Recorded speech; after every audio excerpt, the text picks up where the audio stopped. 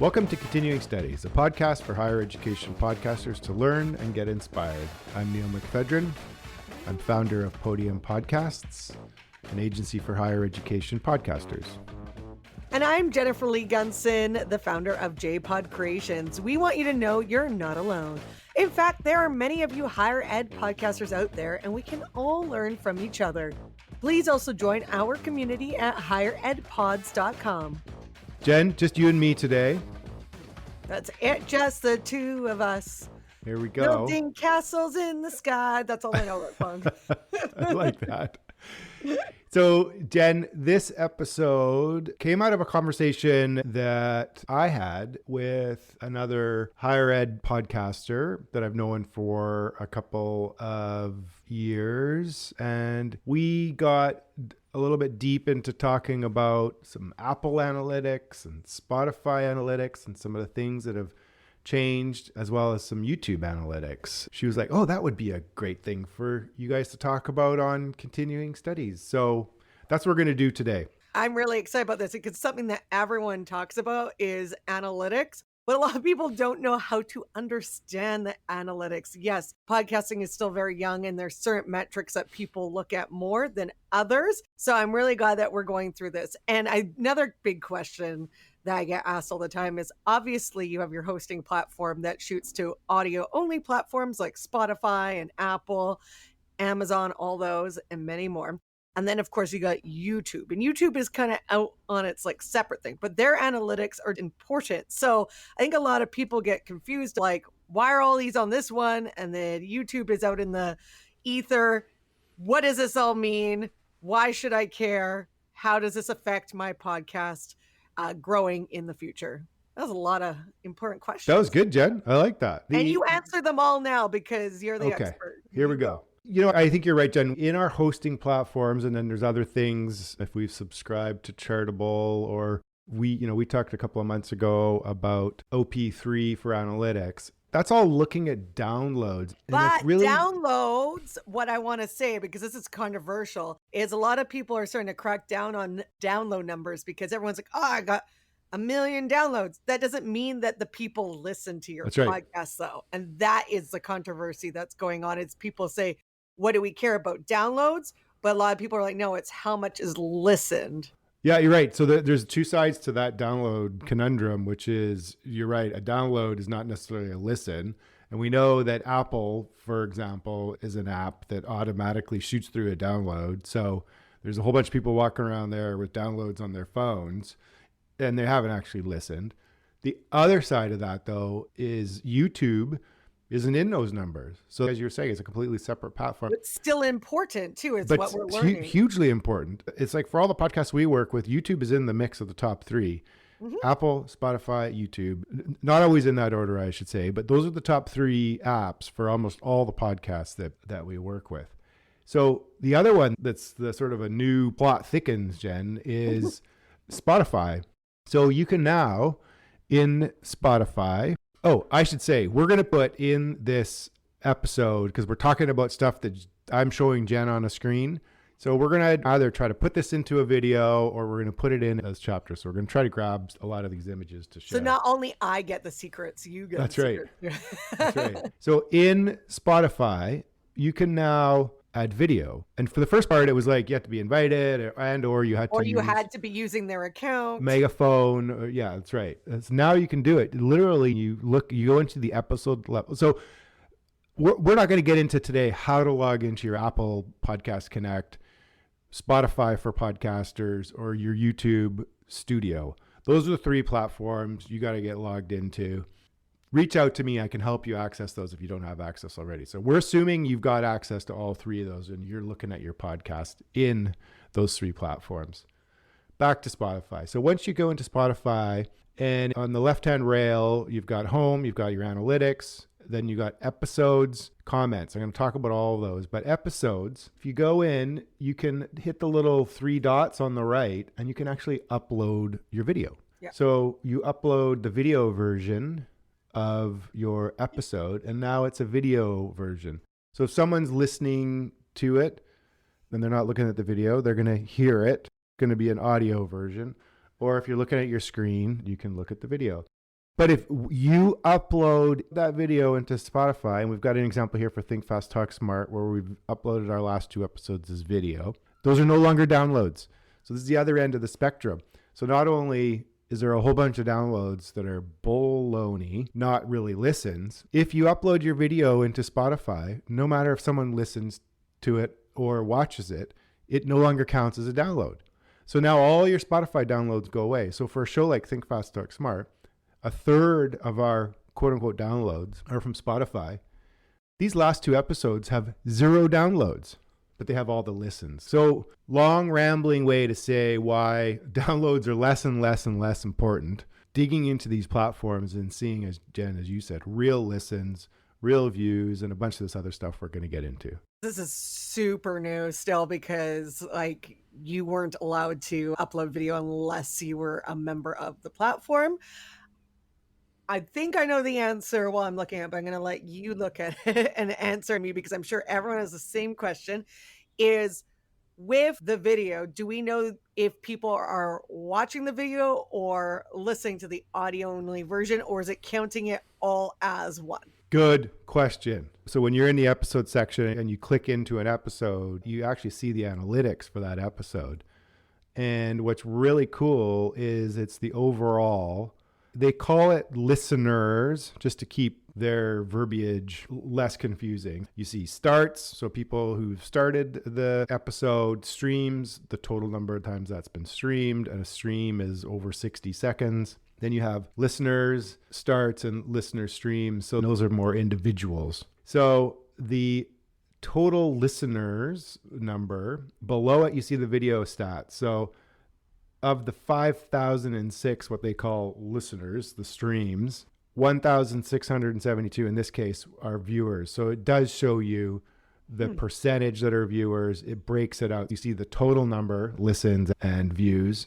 And then you see the viewers and the views numbers below it. So you can then extrapolate. Okay, well, that was like, 35 or 3,400 audio listens and 1,600 views for a total of 5,000 streams. And then you got your total consumption hours. So this episode, this most recent episode, which was just Tuesday, so it's a couple days in, it's already had 1,697 hours of listen time to it. And then you can see how much of that is watched. So 21% is watched, 33% is overall. So that's pretty cool, though, to see that. Does that make sense, Jen? That's pretty neat, eh?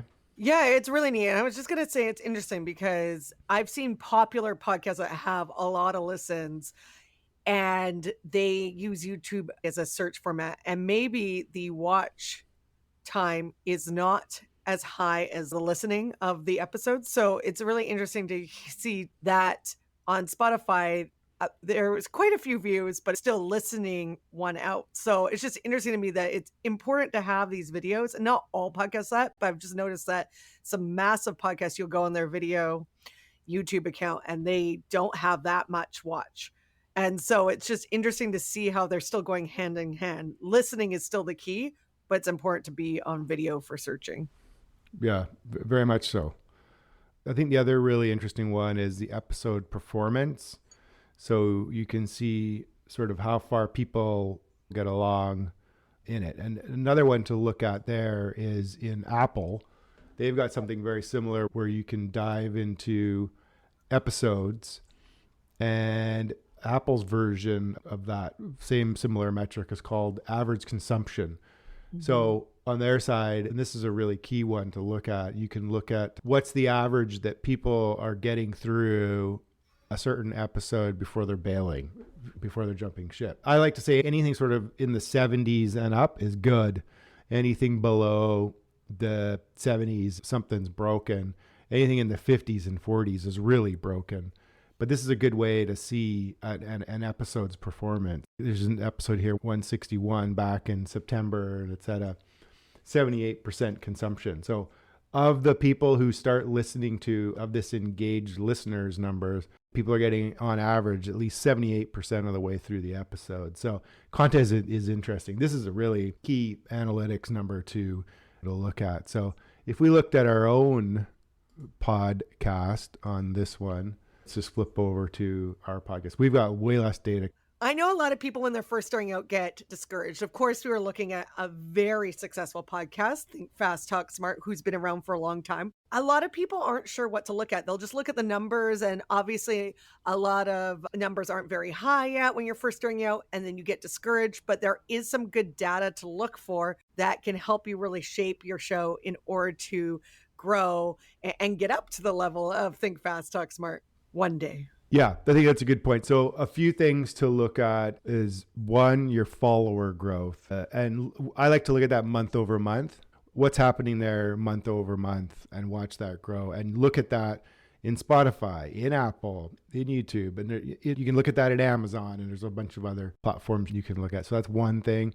And even if they're small listener numbers, like just sort of seeing how are those moving forward. But I think a really good one is what we were just talking about, which is this average consumption. Because even if it's only 2 or 3 people listening to an episode, that's still going to give you a percentage of how far they're listening through. So for example, a couple of ones that are resonating on ours was we had Sam Sethi on talking about podcasting 2.0. We've got an episode where it was demystifying Yale admissions. Those had 74 and 80% consumption. So, that was a 43-minute episode and a 30-minute episode. So that's pretty good. Even though it's not a whole bunch of listens, we can go like, this content resonated with the audience versus we did our best of. Maybe this is something for us to consider, Jen, because we're talking about our 2024. So we did our best of last year, and it was 46% listen through average consumption. That's not good. Our other episodes are like 70% or whatever. So like obviously that didn't resonate with the audience. So what I just learned was that they don't like episodes that we don't have a guest. So does this mean this one's going to take? I hope not. Or it just means that putting an episode out around the Christmas holidays, that's a best of where you and I are just talking about what we like the best is not what people are interested in. So maybe now that we're thinking about what we're going to do for our year end, we don't do the same thing again. I thought maybe it's just people would rather us have a guest instead of listen to the two. Well, you know what? We're going to go back and we're going to get that data from this one too. But that is an important thing that you were talking about is time listened, because I know people that have like small audiences of 50, which is good. And they are getting like 90% of each episode listened to. So that's huge. Like how many people will listen 90% to your episode? So I think that is an encouraging stat. And that's what people have to look at. Yes, if you have a small audience and they're listening to 0% of your episode, then maybe you want to rethink it. Yeah, totally. So let's keep talking just about this percentage consumption, because YouTube has something similar that we can look at too. And you can see that percentage consumption in YouTube as well. And they call it the average view duration. And you can see that there. So those numbers aren't going to be as high because I think just the audience is a bit different. People jump ship a lot more on it. But you can see in YouTube as well a similar percentage of which episodes are performing better with this notion of like, well, what's resonating with the audience more and how far are you listening through? So YouTube gives you total time listened and then that percentage as well. So you can compare episodes in Apple, as we just talked about average consumption. You can compare that same episode in YouTube with this average view duration. And then you can also look at the episode performance in Spotify. They have a similar thing where you can sort of see in the first 7 days or whatnot, sort of how far people streamed along, kind of a thing there too. So that's a great one to look at. So going back to Apple, there's some other really interesting stuff, Jen, I think to look at, sticking on episode performance here. There's actually what they call performance. It's one of the tabs. And what that one is doing is you're comparing episodes. So you can look at your most recent ones, or you can go back into your catalog and you're comparing it to what's the median. Apple does a performance median. It grabs that and then graphs the other recent episodes or whatever you choose. You can toggle around and you can pick the ones to see like which ones are performing above the median, which ones are performing below. What you're looking at is listeners. So this is good. This is not downloads. This is listeners. So the number of people that listen to those episodes. This is another one where you can look at and compare episode performance from episode to episode and which ones are performing better, which ones aren't. And I think this is great for podcasts in this category, higher education podcast, because really we're not here to push downloads to sell ads. We're here to make sure that the content that we're putting out there is working. And I think really what we want to use these analytics for then is to go like, well, what were the subjects and the titles and the guests and the themes that did well, and which are the ones that didn't do well? So we can do more of the stuff that did well and less of the stuff that didn't do quite so well. So that's another way to look at it from an episode performance and compare episodes overall. It's something that a lot of people don't do enough. And even if they are successful in getting a lot of listens, is looking all the time at what's doing well and doing it properly, because all of a sudden one day you don't look at it and then you make a wrong move and then your listens start going down, or maybe you're missing something that could really lead you to gold and you're not paying attention to the analytics. I think a lot of people get confused by them and they just don't want to look at them. And then when they do, they're like, okay, but there's other things you can do with them. And what you said earlier too, it's about your goal, because higher education podcasts are going to be different than business podcasts or celebrity podcasts. I know you and I work with our clients really trying to figure out what your goal is, because analytics shouldn't be scary and they shouldn't be devastating. They're a tool to help you get better. Agreed. Yeah, that's a really good point. So I mentioned followers. Followers is one that's really good to watch month in, month out. That's who's following. Obviously, location, you can get location, countries, and cities from all three of the apps. Spotify is the one app. Well, YouTube to a certain extent gives you age and whatnot, but Spotify gives you audience data that you can't get from Apple. So that's one of the things that you get from Spotify that's unique and different. So you can look at your audience. You can look at gender. It gives you a gender split, female versus male, unspecified, non-binary, as well as an age breakdown. And it breaks it down by male, female. So it breaks it down by gender as they stack on top of each other. So you can sort of see that. You can look at that and see trends. 1 month, way more of a male skew versus the next month is more female skewed. So that's some interesting stuff to grab as far as getting to know your audience in there too. One other really good one that's across all three platforms I think is really good to pay attention to is in Apple, they call it time listened. And you can see month over month how that is trending. Is it going up? Is it going down? What's your total time that has listened? So I think this is one that's really good to sort of see if you're trending. I think a caveat here is if you're a weekly podcast and it's a month that has 5 episodes, because if you're weekly, there's a couple of months that you're going to have 5 episodes versus the other months that are 4. Obviously, that time listened is going to be a little bit up as a result. So that's just something to sort of pay attention to. In YouTube, that same idea is called watch time. So again, you can look at that by month. You can see, is that trending up? Is that trending down? Think Fast, Talk Smart, there's a bigger story here. We've just rebuilt the channel. So we've kind of been starting from scratch. So our numbers are down a little bit and we're seeing some really good month over month increases. And then you can get a similar thing out of Spotify at the episode level, which is called consumption hours. That gives you your total time people listened or viewed. So across those 3 channels, you can look at those numbers and you can stack them on top of each other. We like to do that with some of our clients. We'll stack those 3 numbers on top of each other and then compare it month in, month out, going up, going down.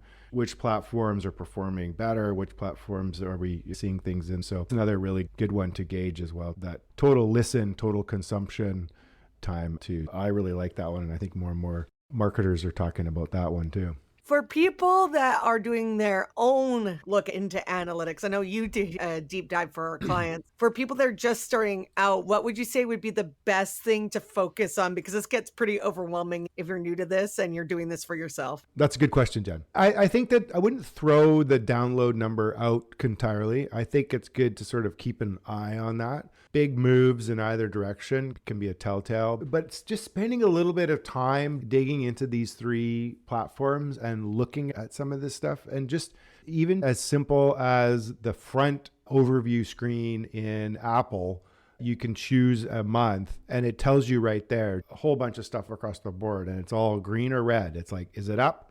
Is it down? And I think that those are really good, just general ways to sort of look at it. overall, like where are things trending? Same within YouTube. There's an overview screen to look at, and similar in Spotify. You can look at the last calendar month. Spotify doesn't give you sort of at a glance that up down percentage number, but that's easy to calculate. And we do that. And you can look at what your follower was at the beginning and the end and look at what that percentage is. So I think the answer to your question is really like just digging into these platforms at all is going to be, I think, super helpful. You're going to start to see some things. Focus on the platform. Like initially when things are just sort of trickling in, like just look at the platforms. If Apple is where you're seeing most of the downloads, then probably that's where you're going to see most of the data as well too. If you're seeing hardly any downloads on Spotify, probably a bunch of the stuff is not going to come up for you on Spotify. So focus in on those platforms that you're seeing this data. And even if you're on a monthly basis, just set something in your calendar and go in and look at that, just at the overview screen for all three of those. Yeah, and if you are using a hosting platform, like I started back in the day on Anchor FM, which is now Spotify for podcasters, they are really easy to look at and they grab all the data and put it into bite-sized pieces for you. So you don't have to go onto every single platform and look at it. So don't get overwhelmed, I think is what I'd say. And get yourself a Neil if you want to take a deep dive in, because I know this stuff, but it's nice to have somebody that can really nerd out for me and tell me where the podcast is going. Totally. And I'm happy to talk to anyone listening out there. Just reach out. My email is in the show notes and I'm happy to chat. I just want to leave with one thing here because I could keep going. The one thing I would say I'll leave you with for Spotify is download the app. So you can get the app on the phone, which gives you kind of like a bite-sized chunk of it, but also the comments. So comments have started, I think about a year ago, they started on Spotify and they're sort of coming on more and more. But go in and look at those because you can publish and you can unpublish. There's an automatic way to do it. You can also now reply. So it's like social media. You can heart a comment.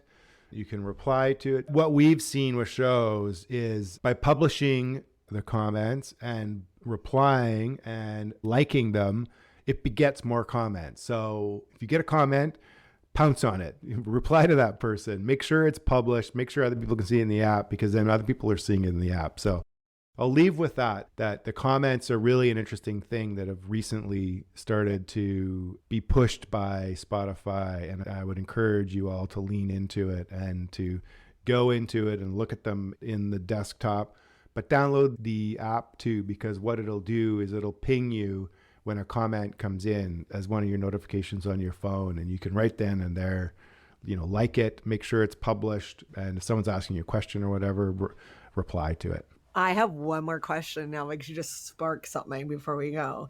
And I was just having this discussion with a client the other day, and they said, why is Apple the only one that you can do reviews on, like written? And the other ones have engagement, like this one's got comments and hearts, but not only that, you can do stars, which, a lot of podcasts, you'll see that we're like, we got 55 stars on Spotify, but why are there not enough written reviews? Is that a feature that you think people are going to adopt more, or they're going to stay away and do more engagement type things like comments, hearts, stars? That's a good question.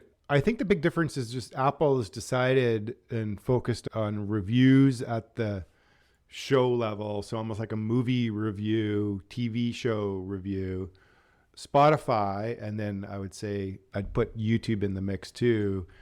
Instead of at the show level, well, at your point in Spotify, you can give it a star at the show level. And YouTube, you can give it a like or a follow or a... Yeah, that's right. But what Spotify and YouTube is doing it at the episode level, more of a comment, more of a social media stream. So think of Spotify comments as reviews at the episode level. So really, a lot of these comments are coming in that are reviews of the episode versus reviews of the show. So I would say that's the big difference.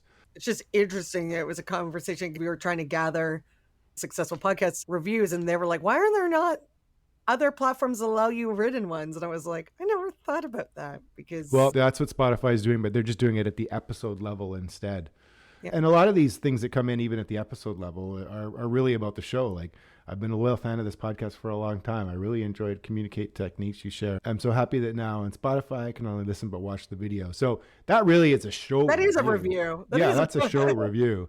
A lot of times that's what it is. So in the comments in Spotify, they're kind of a mix of comments about that episode or the guest, but a lot of them are really about the show too, right? That's just sort of, I think, a platform decision. Spotify is really leaning into this. Like, I think Spotify is really wanting people to use this more and to be more like a social media YouTube competitor. Well, and we'll leave on this. Spotify is the only one that is a hosting platform and a player. Yeah. And they bought a whole bunch of analytics tools and now they're going to sunset some of them. So there's that too. So there we go. Anyways, on that note, talking about how Spotify owns everything. So thank you for tuning into the Continuing Studies podcast, a podcast for our higher education podcasters. We hope you found this episode informative and inspiring, not scary at all. If you enjoyed the show, we encourage you to follow and subscribe to our podcast on your preferred platform so you'll never miss an episode. Also now on Spotify, comment and heart us. But if you found this episode particularly valuable, please consider sharing it with your friends and colleagues who also might be interested in higher education podcasts.